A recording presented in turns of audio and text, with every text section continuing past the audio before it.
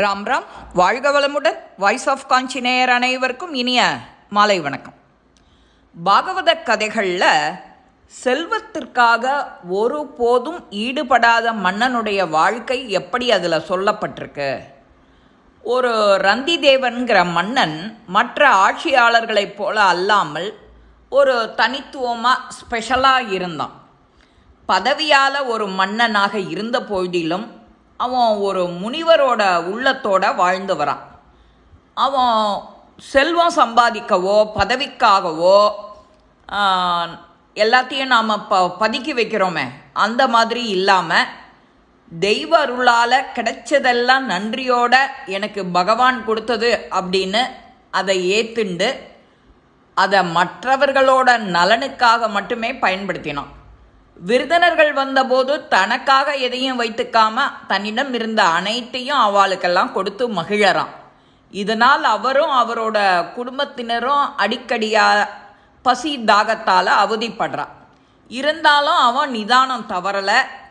அவரது மனம் தெய்வீக உணர்வுகளில் அமைதியானது நிலை பெற்றதுமா இருந்தது. மகிழ்ச்சியாக இருந்தான்.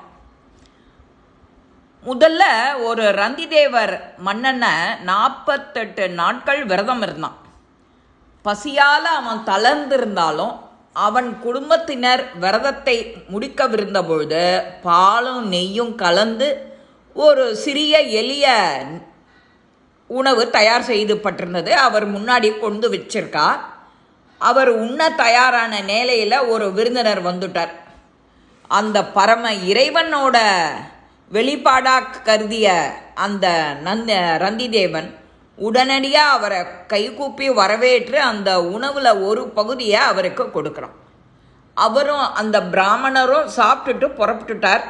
அந்த மன்னனின் குடும்பத்தினர் முன்பை விட சற்று குறைவான உணவையே விட்டு சென்றார். இரண்டாவது விருந்தினர் வரார். ரந்திதேவன் மீது இருந்த உணவை தன் குடும்பத்திற்கு பங்கிட்டு முதல் கவளத்தை உண்ணும்போது களைப்போட பசியோட ரெண்டாவது விருந்தாளி வரான். அரசன் அவனுக்குள்ளும் பகவான் இருப்பதை கண்டு மீண்டும் உணவில் ஒரு பங்கை திரும்ப கொடுக்கிறார். அப்புறம் நாய் அரசன் மீது இருந்த சிறு பகுதியை உண்ணலான்னு நினச்சிட்டு இருக்கும்போது நாய் புடைசூழ ஒரு விருந்தாளி அங்கே. அது யார் அப்படின்னா அந்த மனிதன் தலை வணங்கி, அரசரே, நானும் என் நாய்களும் பட்டினியால் வாடுறோம், தயவு செய்து எங்கள் மீது கருணை காட்டுங்கள்ங்கிறார். ரந்திதேவன் மீதி இருந்த உணவையும் அந்த மனுஷனுக்கும் நாய்களுக்கும் வழங்கிடுறார். ரொம்ப மரியாதையாக அவெல்லாம் அவருக்கு தலை வணங்கி அவள் சாப்பிட்றத பார்க்குறார். தன்கிட்ட இழப்பை காட்டிலும் நாம் கொடுத்ததுக்கான திருப்தி மகிழ்ச்சி அவர்கிட்ட இருந்தது. கடைசியில் இன்னும் கொஞ்சோண்டு தான் இருந்தது. அதுவும் ஒரு நபருக்கு கூட போராது அந்த அளவு. அந்த அரசன் தன்னோட நாவுகளுக்கு அருகே கொண்டு போகிறார். அருந்துவதற்குள்ள இன்னொருத்தர் விருந்தாளி. அது யார்? சண்டாளன். சமூக நெறிப்படி அவன் தீண்டத்தகாதவன். களைத்து போன அந்த சண்டாளனோ, அரசே, நான் ரொம்ப தாகத்தால் சாகிறேன், தயவு செய்து எனக்கு கொஞ்சம் தண்ணீர் கொடுங்கோங்கிறான். மன்னரோட இதயமோ ரொம்ப இறக்கப்பட்டு அன்பு நிறைந்த வார்த்தைகளால் சொல்கிறார், எனக்கு 8 ஞான பரிபூர்ணங்களை இந்த பிறப்பு இறப்புலேருந்து விடுதலை எனக்கு விருப்பம் கிடையாது. நான் விரும்புறது எல்லாம் அனைத்து உயிர்களோடும் இருந்து அவர்களுக்காக துன்பப்பட்டு அதிலிருந்து தான் அப்புறம் நான் விடுபடணுங்கிறது தான் என்னோட ஆசை. இப்படி சொல்லின அந்த ரந்திதேவன் இழப்பை உணராமல் நிம்மதி மகிழ்ச்சி இந்த 2 மட்டுமே உணர்ந்து தன்னோட வாழ்நாளில் கடைசி துளி நீரையும் கூட சண்டாளனுக்கு அர்ப்பித்தான். அவர் சொன்னார், மற்றொருவரின் உயிரை காப்பாற்ற இந்த தண்ணீரை கொடுப்பதன் மூலம் நான் பசி, தாகம், சோர்வு இதெல்லாம் அப்படிங்கிற ஒரு மாயை அப்படின்னு விட்டார். அந்த மாயையிலிருந்து நான் வெளிப்படுறேன். அவன் பேசின உடனே அந்த விருந்தாளியான பிராமணர், சூத்ரர், அந்த நாய்களோட வந்தவர், சண்டாளன் எல்லாருமே தங்களுடைய உண்மையான உருவங்களை வெளிப்படுத்துகிறா. அவெல்லாம் வேற யாருமே கிடையாது. மன்னனை சோதிக்க வந்த தேவர்கள் பிரம்மர், சிவன் மற்றும் எல்லா தேவர்கள், தெய்வீக தோழர்கள்.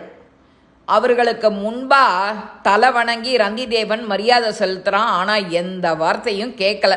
அவனோட இதயமானது விஷ்ணு பகவான் தாமரை திருவடிகளில் மட்டுமே நிலைச்சு இருந்தது.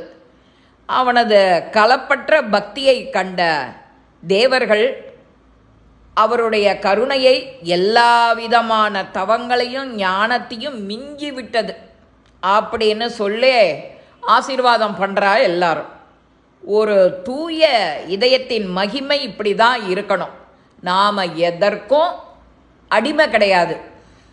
நாக்குக்கு அடிமை ஆயிடுவோம் சில சமயம். யாராத்துலையான்னு பஜ்ஜி போட்டால், வடை போட்டால், ஆஹா வாத்தில் இன்றைக்கி விருந்து போல இருக்குது, நாம் இங்கே நினச்சி நடுவோம். நமக்கு கிடைக்காதான்னு கூட எண்ணும் இந்த பாழா போன மனசு. அதுதான் அப்படியெல்லாம் கூடாதுங்கிறார். ரந்தி தேவனோட மனமோ கிருஷ்ணன்கிட்ட முழுமையாக சரணடைந்துடுத்து. அவரை அந்த மாயை கூட தீண்ட முடியல. கிட்டக்க அவருக்கு துன்பம் நிறைந்த உலகம் விடியற்காலையில் மறைந்து விடும். ஒரு கனவை போல இருந்ததாம்.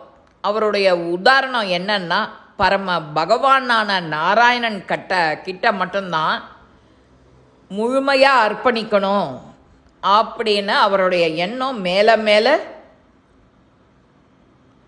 தூய்மையாக ஆயிடுறது. உண்மையான ஆன்மீகங்கிறது இதுதான். உண்மையான தியாகங்கிறதும் இதுதான். உண்மையான பக்திக்குன்னு ஒரு எல்லை இருக்கும் இல்லையா, அதுக்கும் இதுதான். தூய பக்தி அப்படிங்கிறது இந்த மாயை, இந்த கற்பனை உலகத்துக்கே போகாது. அவ்வளவு எல்லாத்தையும் தெய்வீக தன்மை வாய்ந்ததாக இருக்கும். இந்த கதை உங்கள் எல்லாருக்கும் பிடிச்சிருக்கும். லைக் பண்ணுங்க, ஷேர் பண்ணுங்க, பெல் பட்டனை கிளிக் பண்ணுங்க, சப்ஸ்கிரைப் பண்ணுங்க, கமெண்ட்ஸ் பாக்ஸில் கமெண்ட்ஸ் போடுங்க. ஸ்ரீ மகாபெரிவா திருவடிகளே சரணம். நல்லதே நடக்கும். ஆனந்தமாக இருப்போம் நண்பர்களே. வாழ்க வளமுடன்.